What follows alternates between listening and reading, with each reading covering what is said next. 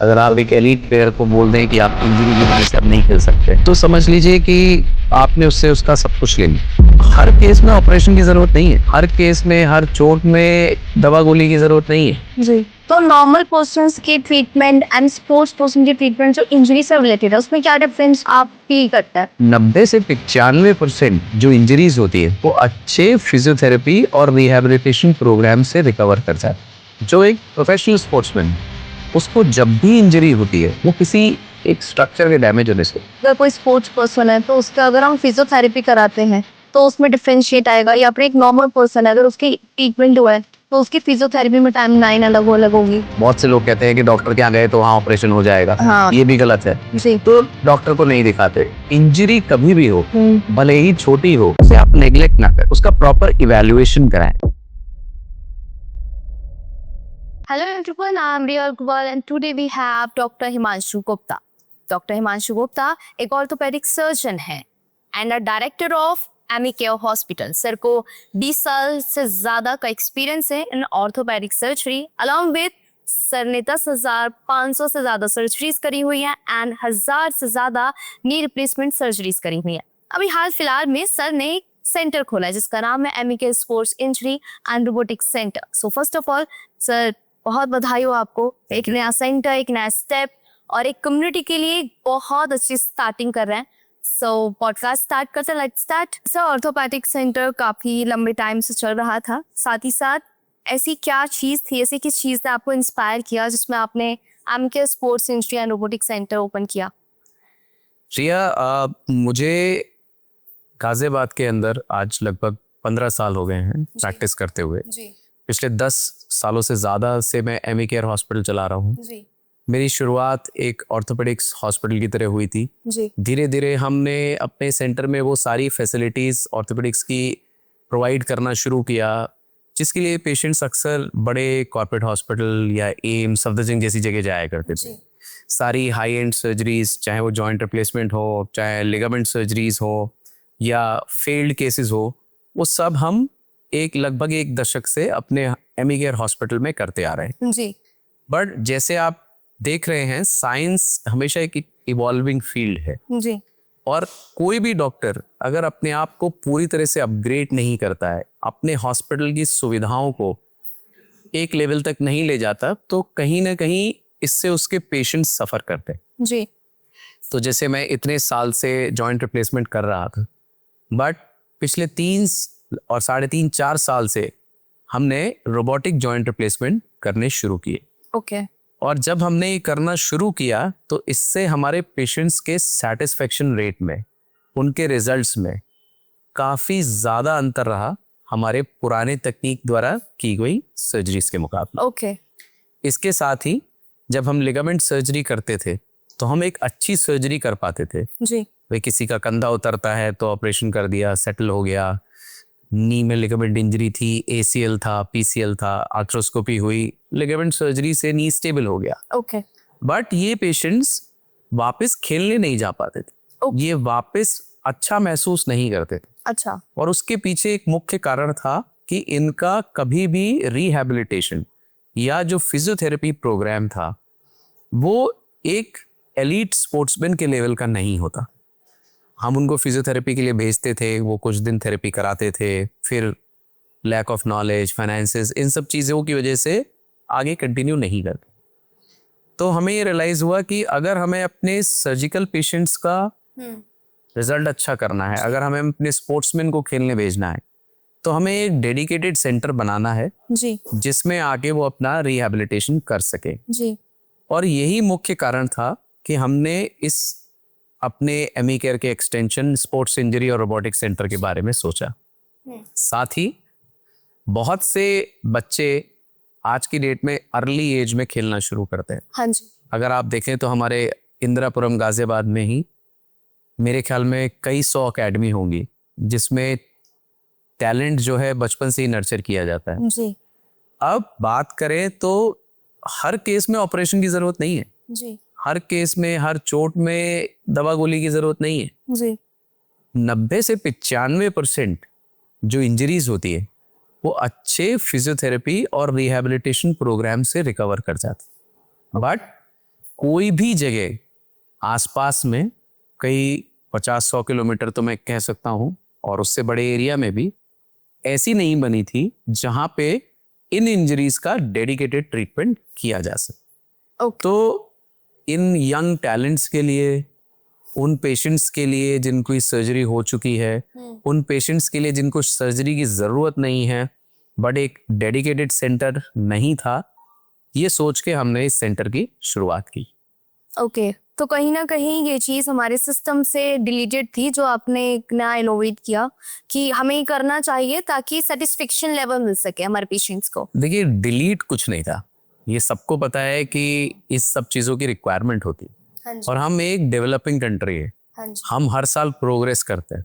जी, तो जब भी हमारी इकोनॉमी अलाउ करती है, जब भी हमारा इंफ्रास्ट्रक्चर सपोर्ट करता है, तब कुछ ना कुछ नया हमेशा आना चाहिए। तो ये थॉट प्रोसेस मेरा कई साल से चल रहा था, और मैं इसके लिए काफ़ी मेहनत कर रहा था कि मैं एक ऐसा सेंटर बना सकूं जहां पे इस इंजरीज को डेडिकेटेडली ट्रीट किया जा सके। जी। सर आपके पास अलग अलग स्टेट्स, अलग अलग सिटीज़ के लोग आपके पास विजिट करते हैं, एंड आपके पास अलग अलग स्टेट्स के साथ साथ आपके पास स्पोर्ट्स पर्सन्स भी आते हैं। तो नॉर्मल पर्सन्स की ट्रीटमेंट एंड स्पोर्ट्स पर्सन की ट्रीटमेंट जो इंजरी से रिलेटेड है, उसमें क्या डिफरेंस आप फील करते हैं?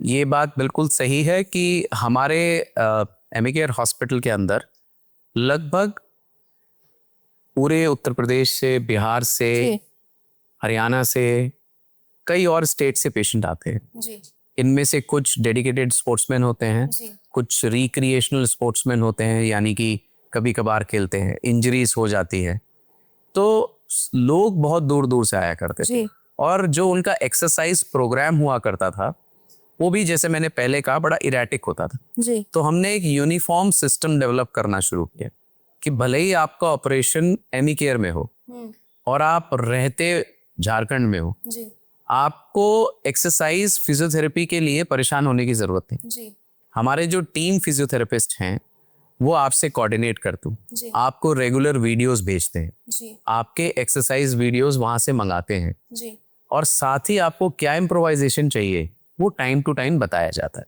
जी, जिसके कारण लोगों का ट्रस्ट बढ़ता चला गया और हमारे पास एंटायर नॉर्दर्न इंडिया से पेशेंट्स आने लगे। जी, अब एक नॉर्मल स्पोर्ट्समैन और एक रिक्रिएशनल स्पोर्ट्समैन की रिकवरी बहुत अंतर होती है। ओके, तो बात करें कि मैं सपोज खेलता नहीं, ओके, मुझे आप 500 मीटर दौड़ने के लिए कहें जी, और हो सकता है अगले दिन मेरे घुटने में दर्द हो जाए, जी, और एक प्रोफेशनल स्पोर्ट्समैन 10 किलोमीटर भी दौड़ के आएगा और उसको कुछ नहीं होगा। जी, तो एक तरफ है इंजरीज जो कि सडन यूसेज की वजह से हो। जी, अब जैसे किसी को खेलने की आदत नहीं है, वीकेंड पे क्रिकेट का ट्रेंड आ गया, लोगों ने अपने बचपन के शौक निकाल लिए, क्रिकेट खेलते हैं, बैडमिंटन खेलते हैं, हाँ, कॉर्पोरेट कल्चर है, हफ्ते में एक दिन का टाइम मिला और उस दिन 2 घंटे खेला है। तो मंडे मॉर्निंग ऐसे पेशेंट्स बहुत आते हैं जिनको वीकेंड वॉरियर्स कहते हैं, जो इंजरी से ग्रस्त होते हैं। ओके, तो ये वो पेशेंट हैं जिनको स्ट्रेंथ और कंडीशनिंग की जरूरत है, ओके, जिनको अगर रूटीन में खेलना है तो उनको प्रैक्टिस करनी पड़ेगी, उनको मसल स्ट्रेंथनिंग करनी पड़ेगी, उनकी बॉडी को कंडीशन करना पड़ेगा ताकि वो इंजरी से बच के रहे। और इसके अलावा जो एक प्रोफेशनल स्पोर्ट्समैन है, उसको जब भी इंजरी होती है वो किसी एक स्ट्रक्चर के डैमेज होने से हो, जैसे किसी लिगामेंट के टूट जाने से, किसी लिगामेंट के स्प्रेन हो जाने के कारण, उनको ओवर यूज इंजरीज कम होती है रिलेटिवली। अच्छा, वो पेशेंट्स का रिहैब बिल्कुल डिफरेंट होता है, उसमें सर्जिकल पेशेंट्स भी होते हैं जिनको सर्जरी की रिक्वायरमेंट भी हो सकती है। ओके, तो दोनों कैटेगरी ऑफ पेशेंट्स की need regarding physiotherapy and other treatments different होती है। ओके। तो इसमें कोई टाइमलाइन भी होती है कि अगर कोई स्पोर्ट्स पर्सन है तो उसका अगर हम फिजियोथेरेपी कराते हैं तो उसमें डिफरेंशिएट आएगा, या फिर एक नॉर्मल पर्सन है अगर उसकी ट्रीटमेंट हुआ है तो उसकी फिजियोथेरेपी में टाइमलाइन अलग होगी?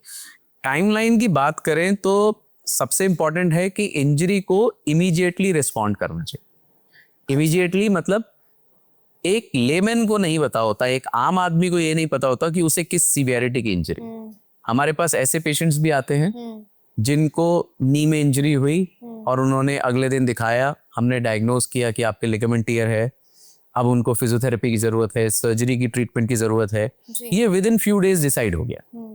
तो उनका जो रिकवरी होता है वो बहुत अच्छा, बहुत बेहतर होता है, क्योंकि बॉडी में जो डैमेज हुआ उसको आपने इमीडिएटली रिकवर कर दिया।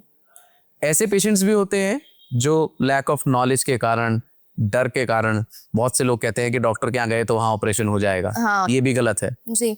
तो डॉक्टर को नहीं दिखाते। किसी ने कहा MRI कराओ तो सोचते हैं अरे इतने महंगे जांच की क्या जरूरत है, हमें इतनी प्रॉब्लम नहीं है। तो ऐसे पेशेंट भी होते हैं जो कुछ महीने, कुछ हफ्ते, कुछ साल बिता के आते हैं, और जब ये लोग लेट प्रेजेंट करते हैं तब तक इनकी जो इंजरीज होती है वो काफी खराब हो चुकी होती है। उस इंजरी से रिकवर करने में भी टाइम लगता है। अच्छा। उसमें रिहैब लंबा होता है, अगर उसमें सर्जरी की जरूरत है तो वो कॉम्प्लिकेटेड हो सकती है।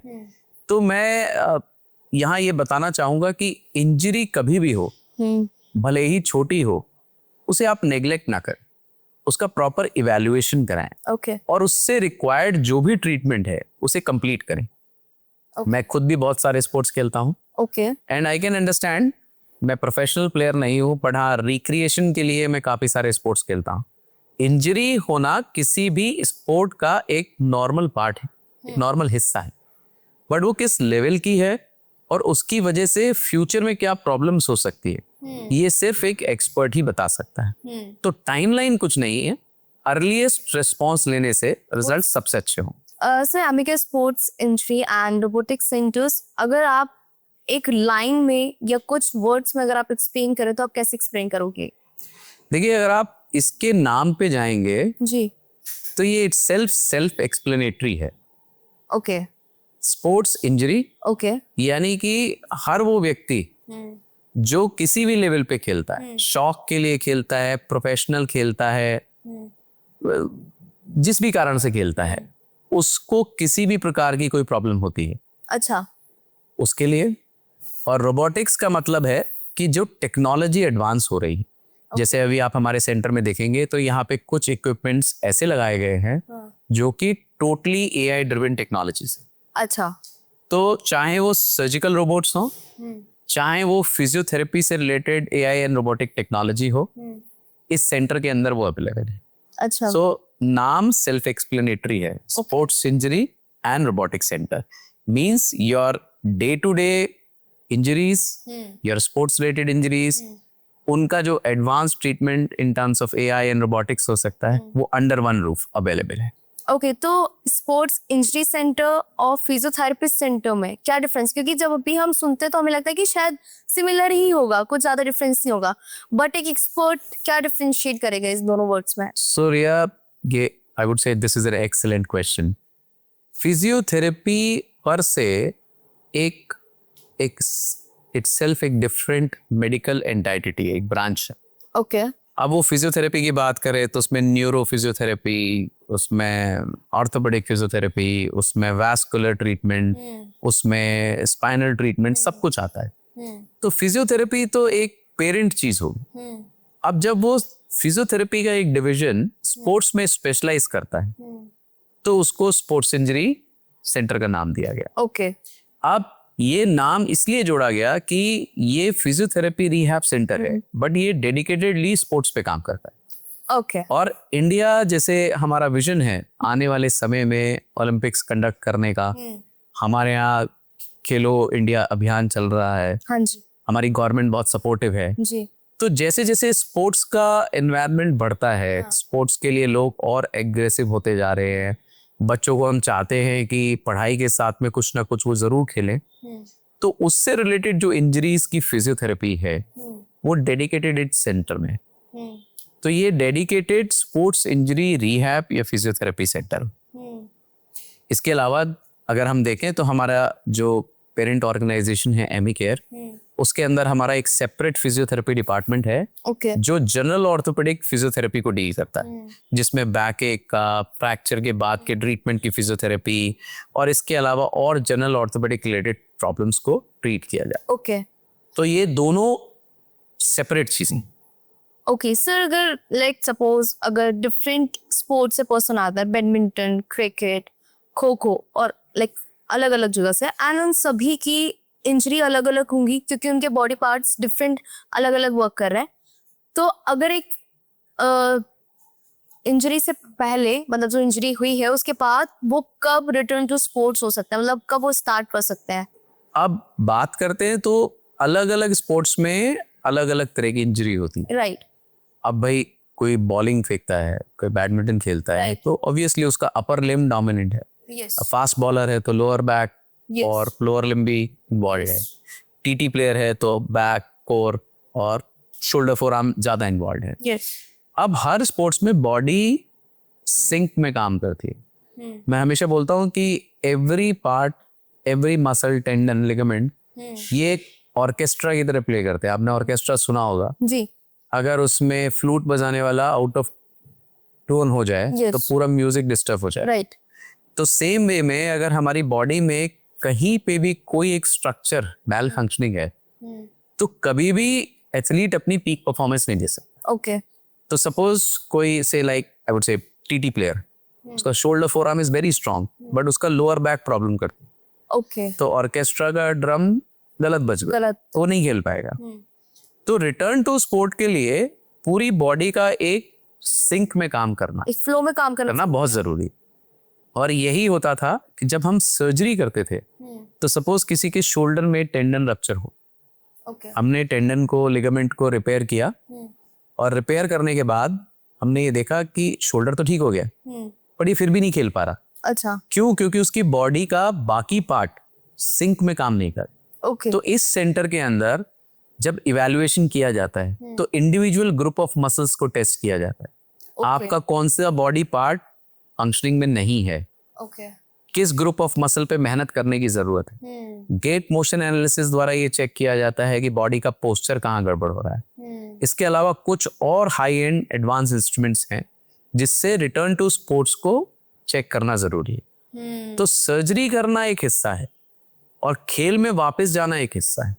और खेल में वापस जाने के लिए पूरे बॉडी का सिंक्रोनाइजेशन एक बहुत ही म्यूजिकल ऑर्केस्ट्रा की तरह बजना चाहिए, परफॉर्म होना चाहिए। तो that is the importance of making a sports injury and a robotic setup. मतलब आपका बहुत इजी, आपने इस चीज को बहुत इजी डिफाइन कर दिया कि स्पोर्ट्स में वापस जाना और कम बैक करना बहुत डिफरेंस है, और एक सिंक में वर्क करना बहुत ज्यादा डिफरेंस है। But as for the audience, physiotherapist जो होता है वो शायद आपके बॉडी में चीजें इंप्रूव करने के लिए होंगे, बट स्पोर्ट्स इंजरी सेंटर ऐसा क्या एडवांस दे रहा है? तो जैसे मैंने बताया, मैं एक ऑर्थोपेडिक सर्जन हूँ और ऑर्थोपेडिक्स में जब मैंने अपनी मास्टर्स कंप्लीट की तो मेरे पास एक डिग्री थी एमएस ऑर्थोपेडिक्स, जिसके अंतर्गत that was my licence to practise orthopaedics. Okay. But उसके बाद हम स्पेशलाइज्ड होते गए। ओके। हमने जॉइंट रिप्लेसमेंट ट्रेनिंग की, हमने आर्थ्रोस्कोपी, शोल्डर सर्जरीज, नी सर्जरीज की ट्रेनिंग की, प्रैक्टिस किया, अपने आप को ग्रेजुअली मीटिंग्स में भेज के, कैडावर कोर्सेज में जाके सीनियर्स के संग काम करके, internationally, nationally we got ourselves specialised. Okay. ऐसे ही फिजियोथेरेपी में होता है। तो जो हमारे स्पोर्ट्स फिजियोज हैं वो डेडिकेटेड स्पोर्ट्स इंजरीज पे ही काम करते हैं। जो हमारे हर बॉडी पार्ट में स्पोर्ट्स रिलेटेड इश्यूज हैं ओके। उससे डील करते हैं। और ये फिजियोथेरेपिस्ट ही होते हैं। जैसे हम ऑर्थोपेडिक सर्जन हैं, ये भी फिजियोथेरेपिस्ट होते हैं। Masters in sports, masters in orthopaedics, masters in spine training and all होते हैं।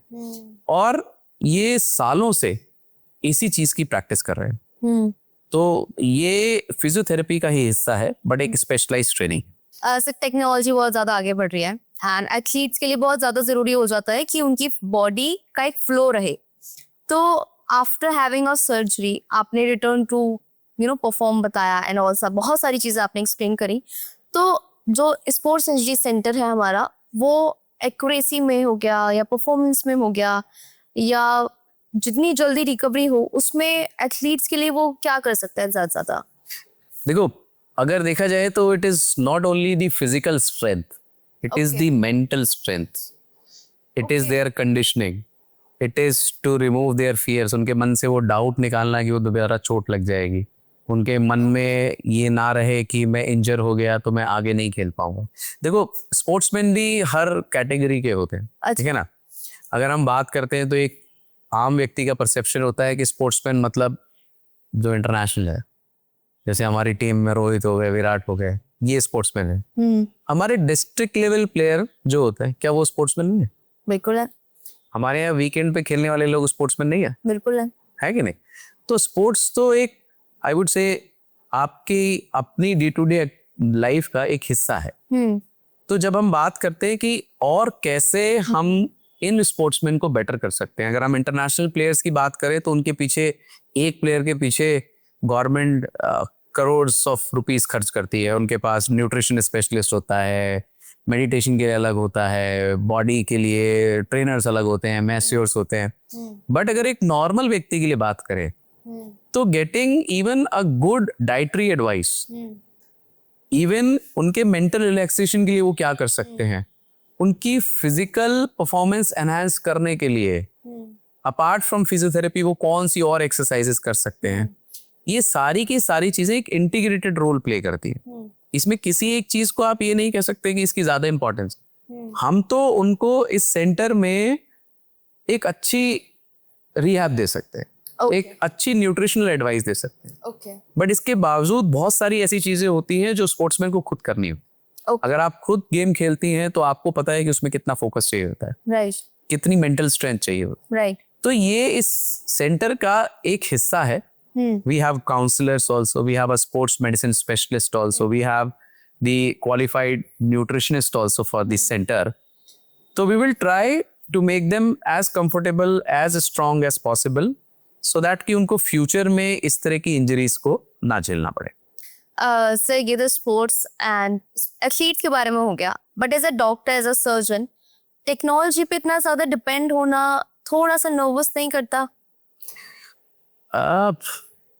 मोबाइल कौन सा यूज करते हो? Oppo, Apple, Oppo, whatever, it has dragon, multiply and whatever softwares you are using. हाँ, ये क्यों लिया आपने? The entire purpose is just to call. एक कॉल के लिए आप, you could have put the keypad phone. Yes, same way technology is to make you better, it is not to make you worse. आप उसको कैसे use करते हो ये आपके पास। आप इस मोबाइल में 24 घंटे गेम खेलते रहिए, it could be a curse to you. But इसी मोबाइल में अगर आप रीड करते हैं, अगर आप इसी से अपनी नॉलेज एनहांस करते हैं, आप अपने क्लिनिकल एक्यूमेंट को बढ़ाते हैं, तो ये आपके लिए बूम भी हो सकता है। सेम वे टेक्नोलॉजी एक सर्जन को बेहतर बनाती है, उसके पेशेंट्स को बेटर करने के लिए होती है।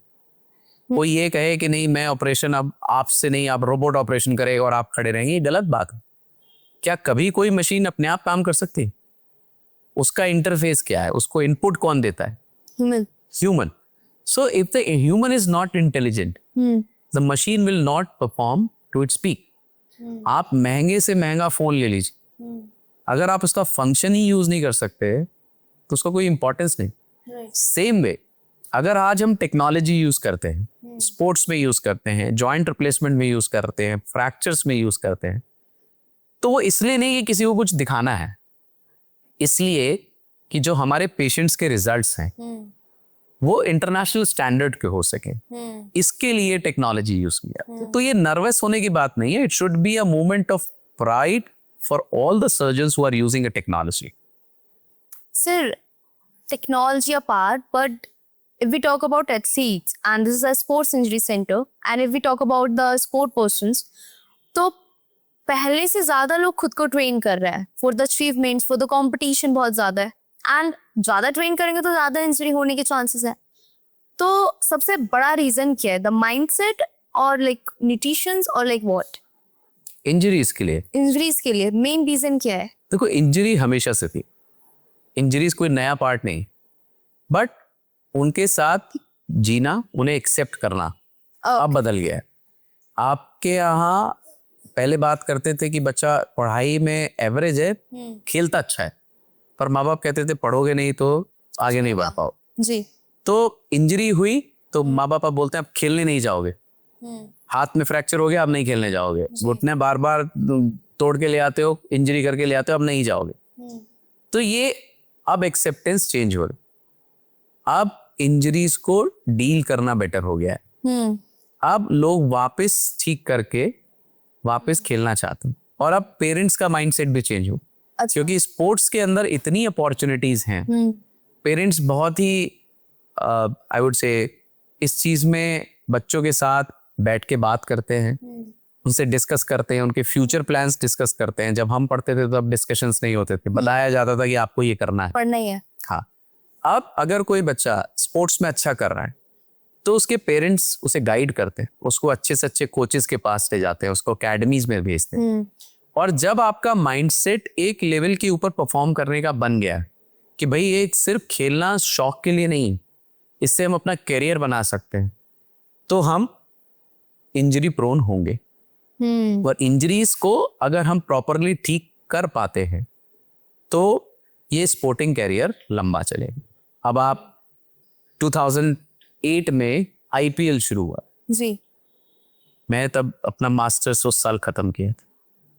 तो एक ऐसा इवेंट था जिसने पूरे इंडिया में एक रिवॉल्यूशनरी वेव दी थी कि अब इंटरनेशनल क्रिकेट छोड़ के आपके पास फ्रेंचाइजी क्रिकेट देखने का शौक। एक T20 लीग आई जी। जिसने फास्ट पेस किया। जी। अब आप उसके बाद देखिए वो आईपीएल से WPL भी हो गया, बैडमिंटन लीग्स हो गई, कबड्डी प्रो लीग हो गई, सॉकर प्रो लीग हो गई। तो अब आप सिर्फ 11 खिलाड़ी नहीं है या 20 खिलाड़ी 25 खिलाड़ी का पूल नहीं है, आज हमारे पास हंड्रेड्स ऑफ प्लेयर का पूल है। एक खिलाड़ी इंजर होता है, उसको ब्रेक देते हैं, उसको इम्प्रूव होने का टाइम देते हैं और पीछे की क्यू से नए खिलाड़ी आ जाते हैं। और ये हर स्पोर्ट्स में हो रहा है। आप कोई भी स्पोर्ट्स उठा लीजिए, ये जो लीग्स आई हैं, जो कॉर्पोरेट्स ने टीम्स को एंडोर्स करना शुरू किया है, जो फ्रेंचाइजी ओनर्स ही, उससे जो स्पोर्ट्समैन का मोरल था वो बहुत हाई हो गया। और अब स्पोर्ट्स एक प्रॉपर प्रोफेशन है, ये रिक्रिएशन नहीं है, ये प्रॉपर प्रोफेशन है। तो किसी भी प्रोफेशन में कोई भी प्रॉब्लम्स होती हैं तो उसको डील करने के लिए सॉल्यूशंस हैं। तो सर एलीट जो एथलीट्स होते हैं या अमेच्योर एथलीट्स होते हैं, उनमें क्या डिफरेंस होता है? माइंडसेट में क्या डिफरेंस होता है? रिकवरी में क्या डिफरेंस होता है? बहुत मेजर डिफरेंस होता है, पर ये अपने आप में एक बहुत ही कॉम्प्लिकेटेड टॉपिक है।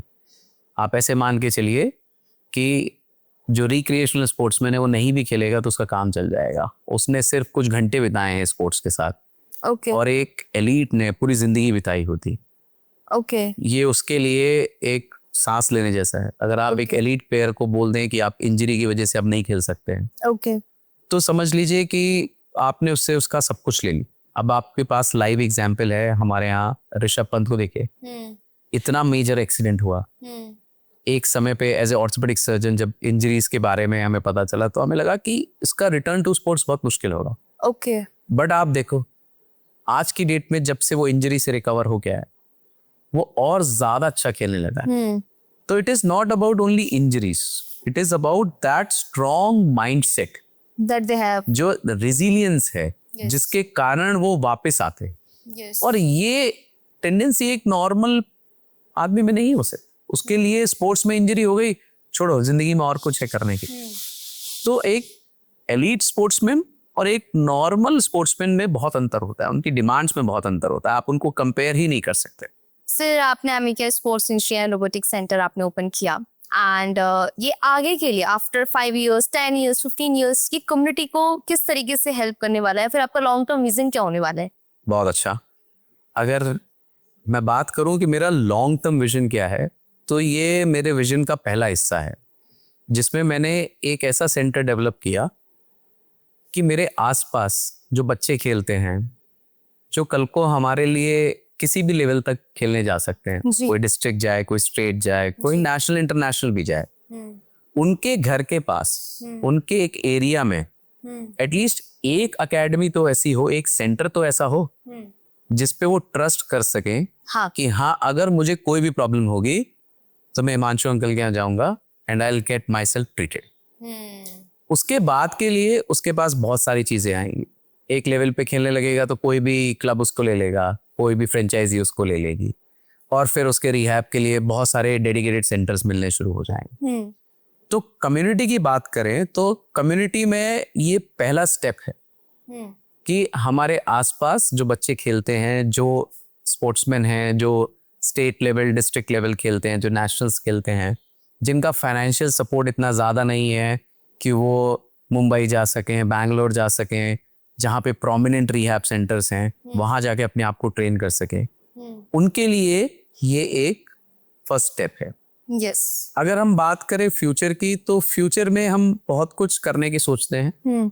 अगर हमारा विजन ठीक रहा, अगर हमारे को ऊपर वाले ने साथ दिया, तो हो सकता है कि कल को हम फ्यूचर में टीम एंडोर्समेंट करने लगे। हमारा सेंटर कुछ टीम्स को एंडोर्स करे, उनकी इंजरी प्रिवेंशन प्रोग्राम में, उनके इंजरी ट्रीटमेंट में उनके साथ एक हिस्सा बन सके। जैसे टीम में सपोज XYG कोई एक टीम है, उसके साथ हम कोलैबोरेट करके उनके प्लेयर्स को ये सर्विसेज दे सके। इस तरह से मल्टीपल टीम्स, मल्टीपल स्पोर्ट्स में हम हिस्सा बन सकते हैं। तो फ्यूचर विजन है कि ज़्यादा से ज़्यादा स्पोर्ट्समैन इस सेंटर का फ़ायदा उठा सकें, और इस सेंटर के थ्रू हमारा पर्पस कोई बहुत बड़ी मार्केटिंग करना या बहुत पैसे बनाना नहीं है। ओके। पहला विजन होता है कि जो पर्पस है वो सॉल्व कर सके। तो कोई भी स्पोर्ट्समैन जो यहाँ आके रिहैब करना चाहता है, उसका रिहैब बहुत ही कस्टमाइज्ड प्लान वे में किया जाए और बहुत ही इकोनॉमिकल हो सके। ओके। तो ये हमारा विजन। सो अगर कोई 14 साल का बच्चा है जो क्रिकेट में है या फिर कोई भी स्पोर्ट्स में है, अगर वो आपके पॉडकास्ट देख रहा है, तो आप उसे क्या मैसेज देना चाहोगे? 14 साल के बच्चे के लिए मैसेज, अगर आप स्पोर्ट्स में अपना फ्यूचर चाहते हैं, आप चाहते हैं कि आप बड़े से बड़े प्लेटफॉर्म पे खेल सकें, तो सबसे पहले आपको स्पोर्ट्स के साथ बहुत ज्यादा डेडिकेशन देना हो। दिन रात सिर्फ एक ही चीज आपको स्पोर्ट्स में आगे ले जा सकती है, वो है यार आपका हार्ड वर्क, यस। आपका डेडिकेशन, आपका पैशन। और ये जो टीन एज होती है, इसी में सबसे ज्यादा टैलेंट नर्चर किया जाता है। तो अभी हमारे वैभव सूर्यवंशी को 15 साल और कुछ दिनों पे इंटरनेशनल एक्सपोजर मिला है। यस। सो ये एक मोमेंट ऑफ अचीवमेंट है पूरे देश के लिए। तो 14 साल के बच्चों के मैं सिर्फ यही कहना चाहूंगा, अगर स्पोर्ट्स में आना चाहते हैं तो अपने पैशन को इस लेवल तक रखिए कि कोई भी चीज आपको नहीं रोक पाए। इंजरीज हम देख लेंगे, मेहनत आप करते रहिए। Thank you so much sir for giving us a vision, जहाँ पे हम लोगों ने सिर्फ amicus sports injury and robotic centre के बारे में बात नहीं करी, पर एथलीट्स के फ्यूचर, उनके माइंडसेट और उनके कॉन्फिडेंस के बारे में भी बात करी है। अपार्ट फ्रॉम इट, एक हार्ड वर्किंग एथलीट होना, स्पोर्ट्स पर्सन होना इस काफ़ी नहीं होता। अच्छी रिकवरी और अपने गेम में वापस लौटना और अच्छे से परफॉर्म करना, वो सबसे बड़ी बात होती है। हम लोग आशा करते हैं कि सर के पॉइंट्स और सर का विजन, अमिकेयर का विजन आप लोगों को आगे हेल्प करेगा। आप सब फिर होगी मुलाकात। Thank you. Thank you sir. Thank you very much.